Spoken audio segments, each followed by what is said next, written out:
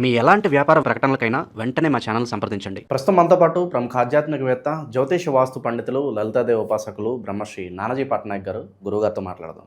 నమస్కారం గురుగారు. శ్రీమాత్రే నమః. గురుగారు, ఉగాది రాశి ఫలితాలు చర్చించుకుందాం. శ్రీ పరాభవ నామ సంవత్సరంగా పిలువబడుతుంది. మరి ఈ కొత్త సంవత్సరం తులారాశి వాళ్ళ పరిస్థితి ఏంటి? ఎటువంటి పరిస్థితులు ఎదురయ్యే అవకాశాలు కనిపిస్తున్నాయి అంటారు?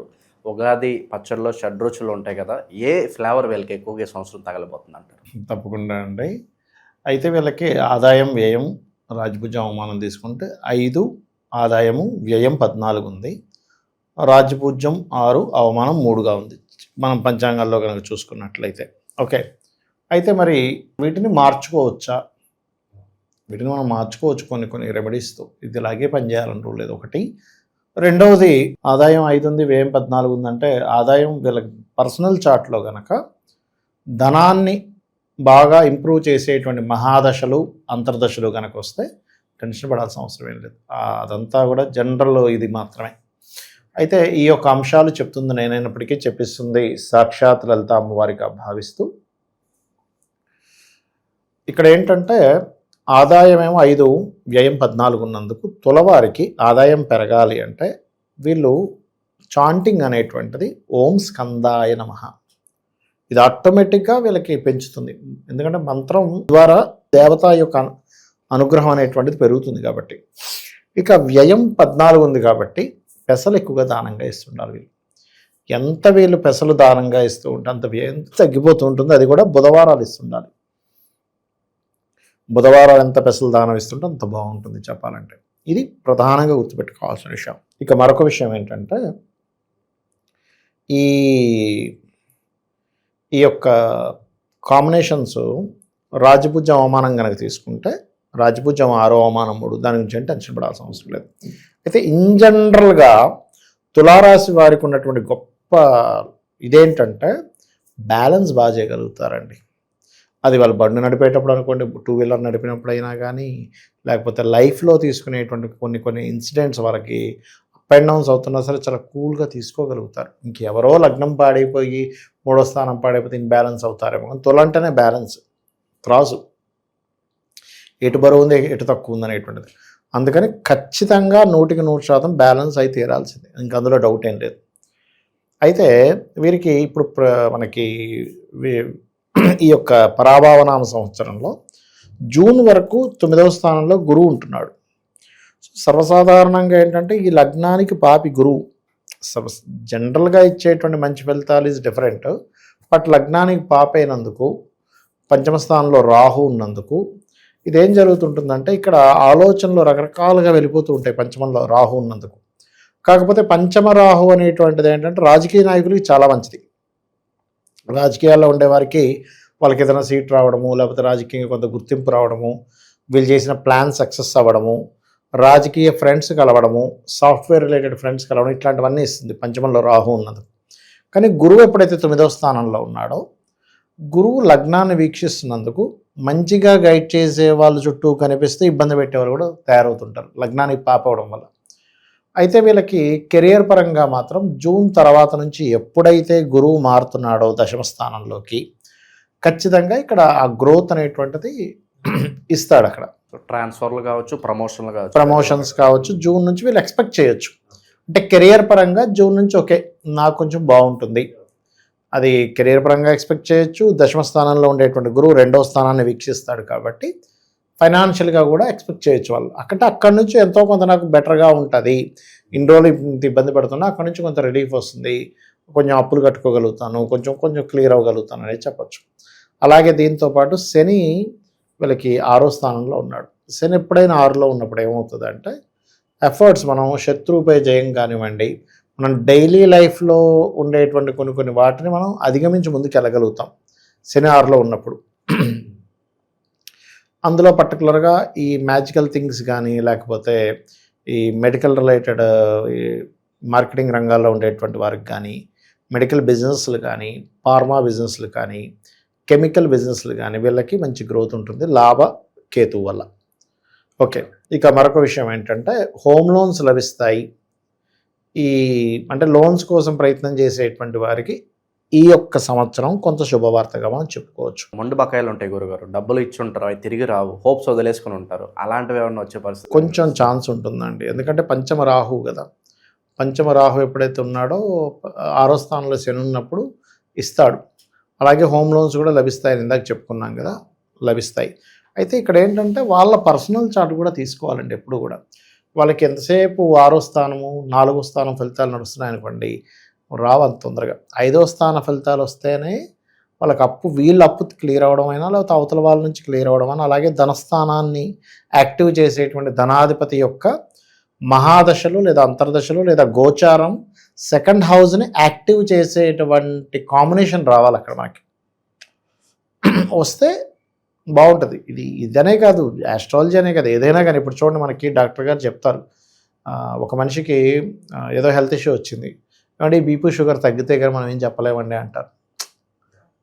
అట్లా ఏంటంటే బాడీలో సమతుల్యత లోపించిన, జన్మజాతకంలో చక్రంలో ఉండేటువంటి గ్రహాలు ఇన్బ్యాలెన్స్ ఇన్బ్యాలెన్స్ అంటే ఎలా అవుతాయి అంటే, ఒక్కోసారి ఏమవుతుందంటే కొంతమందికి అన్ని 6, 8, 12లోనే పడతాయి గ్రహాలన్నీ వెళ్ళి.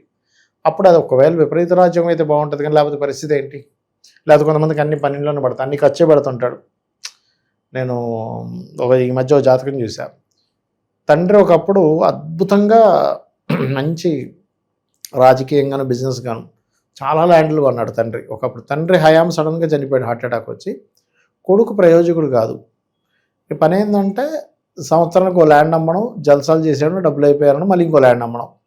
ఇప్పుడు 4 ల్యాండ్లు అమ్మేశాడు. వాళ్ళ ఇంట్లో వాళ్ళు ఒకటే గోల. ఏంటా అని కొడుకు ఆ జాతకం చూస్తే చాలా క్లియర్గా కొడుకు జాతకంలో తండ్రి ఆస్తి అమ్ముతాడు అని ఉంది. తండ్రి ఆస్తి అమ్మే యోగం ఉన్నప్పుడు బట్ వాళ్ళ మెంటాలిటీ అసలు అలా తయారవు. అనుకుంటూనే ఎందుకు నేను ఇప్పుడు ఎందుకు పని చేయాలి, అవసరమే ఉంది, చక్కగా అమ్ముకుని ఉంటాను, జల్సా చేసుకుని ఉంటా. అది ఎందుకంటే తండ్రి జాతకంలోనేమో అలా ఉంది, కొడుకు జాతకంలోనేమో ఇలా ఉంది అలా. సో ఇక్కడ ఏంటంటే వీళ్ళకి పర్టికులర్గా తులవారికి మనకి ఈ కెరీర్ పరంగా దీని పరంగా అయితే జూన్ నుంచి బాగుందని చెప్పుకున్నాం కదా. అలాగే ఈ 7వ స్థానం ఏదైతే ఉందో, వివాహ స్థానం ఏదైతే ఉందో, కొంచెం వీళ్ళకి జూన్ తర్వాత నుంచి కొంచెం యాక్టివ్ అవుతుంది వివాహ స్థానం.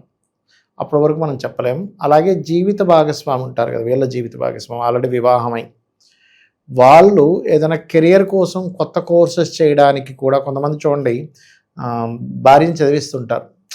ఇప్పుడు ఈ కోర్స్ చేపిస్తే తనకు కూడా ఏదైనా జాబ్ వస్తే వేడి నీళ్ళు చల్లనీళ్ళ బాగుంటుంది అని ఒక చిన్న ఆలోచన ఉంటుంది మధ్యతరగతి వాళ్ళకి. అది అవసరం కూడా. ఇవాళ రేపు ఎన్ని ఖర్చులు పెరిగిపోయింది, పర్సన్ ఒక్కడే పోయి జాబ్ చేసుకొని వస్తానంటే జరిగే రోజులు లేవు. రెంట్లో 20,000, 25,000, 30,000 కట్టుకుంటున్నారు. కాబట్టి సరిపోవట్లే. కాబట్టి అంటే జీవిత భాగస్వామికి ఏదైనా కోర్స్ చేయడానికి, ఆ కోర్స్ చేయడం వల్ల జాబ్ రావడానికి జూన్ నుంచి ఈ తులారాశి వారి జీవిత భాగస్వామికి అటువంటి పాజిటివ్ ఫలితాలు వస్తాయి చెప్పాలంటే. ఎందుకంటే గురువు మీకు 10th హౌస్లోకి వచ్చి 4th లగ్నం నుంచి 10th వచ్చి జీవిత భాగస్వామి 10,000 చూస్తాడు. అంటే వాళ్ళు ఏదైనా కోర్స్ చేయాలి. ఈ కోర్స్ చేసే క్రమంలో కూడా కొంచెం హైయర్ ఎడ్యుకేషను, ఏదైనా అకౌంట్స్ రిలేటెడ్ సంబంధించింది, లేదా టీచింగ్ రిలేటెడ్ బ్యాంకింగ్కి సంబంధించిన కోర్సెస్ చేయడము, లేదా విదేశాలకు వెళ్ళి ఏదైనా కోర్స్ చేయడము. ఒక్కోసారి ఉంటుంది చూడండి, వివాహం తర్వాత కూడా భర్త పంపిస్తాడు దేశాలకు వెళ్ళి కోర్స్ చేసిరా. అటువంటివి అధికంగా చూపిస్తున్నాయి చెప్పాలంటే. అది శత్రువుల పరిస్థితి ఏంటంటారు గురుగారు? 6లో శని నడిచేటప్పుడు శత్రునాశనం అండి. శత్రువుల గురించి టెన్షన్ అక్కర్లేదు.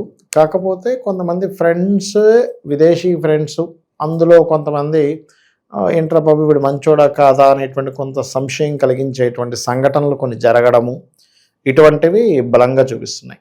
ఈ సంవత్సరం వీళ్ళకి ఏదన్నా టర్నింగ్ పాయింట్ అంటే ఏం చెప్తారు? ఏదన్నా పరిస్థితి టర్నింగ్ పాయింట్ అంటే ఒకటేనండి, జూన్ నుంచి కొంచెం కెరియర్ గ్రోత్ అనేది టర్నింగ్ పాయింట్. ఇందాక మనం చెప్పుకున్నట్టుగా ఈ ఫార్మా రిలేటెడ్, కెమికల్స్ రిలేటెడ్, ఆయుర్వేదం మెడికల్ రిలేటెడ్ వాళ్ళకి కొంచెం వాళ్ళు చేస్తున్నటువంటి వ్యాపారంలో కొద్దిగా హైక్ వస్తుందని మనం చెప్పచ్చు. రాజకీయ నాయకులకి కొంచెం మనం ఇందాక అనుకున్నాగా రాజకీయంగా కొంతవరకు ఎదుగుదల ఉంది. ఫారిన్ కంట్రీస్లో ఉండే ఫ్రెండ్స్, కొంతమందికి ఫారెన్లో ఉండే ఫ్రెండ్స్ ఏర్పడడం, లేకపోతే ఫారిన్ కంట్రీకి వెళ్ళి అక్కడ ఏదైనా సంతానాన్ని పొందుదామని ప్లాన్ చేస్తుంటారు. అక్కడ గ్రీన్ కార్డు హోల్డర్షిప్, సిటిజన్షిప్ వస్తుందని అటువంటి వాటికి. కాకపోతే ఎంతైనా పంచమ రాహు కదా, ఈ ప్రెగ్నెన్సీ అయ్యేటప్పుడు కేర్ ఎక్కువ తీసుకోవాలి.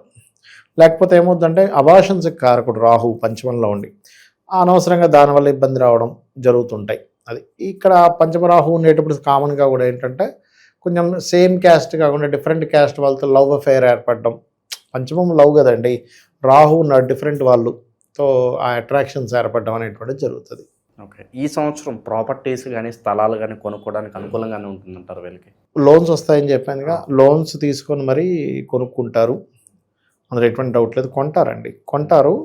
కాకపోతే 4వ అధిపతి 6లో ఉన్నప్పుడు మాత్రం కొంచెం వాహనం మీద వెళ్ళేటప్పుడు కొంచెం అతివేగం పనికిరాదనే విషయాన్ని వీళ్ళు గుర్తుపెట్టుకోవాలి. ఇక ఈ సంవత్సరం మొత్తం చేసుకోవాల్సిన పరిహారాలు ఏంటి గురుగారు? ఏదన్నా మంచి క్షేత్రాలను దర్శిస్తే బాగుంటుందంటారు? ఈ సంవత్సరం అంతా కూడా చేసుకోవాల్సినటువంటి పరిహారాలు నన్ను అడిగితే జూన్ వరకు క్షేత్ర దర్శనం చేయడమే మంచిది. జూన్ వరకు ఎటువంటి క్షేత్రాలకు వెళ్తే బాగుంటుంది? వీళ్ళు ఎటువంటి క్షేత్రాలకు వెళ్తే బాగుంటుంది అంటే దత్తాత్రేయ క్షేత్రాలకు వెళ్ళాలండి. దత్తాత్రేయుడు, దుర్గా, పంచమంలో రాహు ఉన్నాడు కదా, వీళ్ళు రాహు పంచమంలో వీళ్ళకి నవంబర్ వరకు ఉంటాడు కాబట్టి వీలైనంత మట్టుకు రోజుకు ఒక 20 నిమిషాలు 30 నిమిషాలైనా దుర్గాదేవిని కనుక స్మరించుకుంటూ ఉంటే ఇమాజినేషన్స్కి వెళ్ళాం మనం. ఇప్పుడు ఎలా ఉంటుందంటే జరగంది ఏదో జరిగిపోతుంది ప్యానిక్ అయిపోతుంటాం.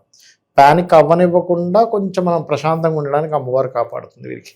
ఓవరాల్గా ఈ తులారాశి వాళ్ళకి పరాభావ నవ సంవత్సరం ఏ విధంగా ఉంటుందో మీ మాటల్లో మంచి విశ్లేషణ అందించారు. ధన్యవాదాలు. శ్రీమాత్రే నమః.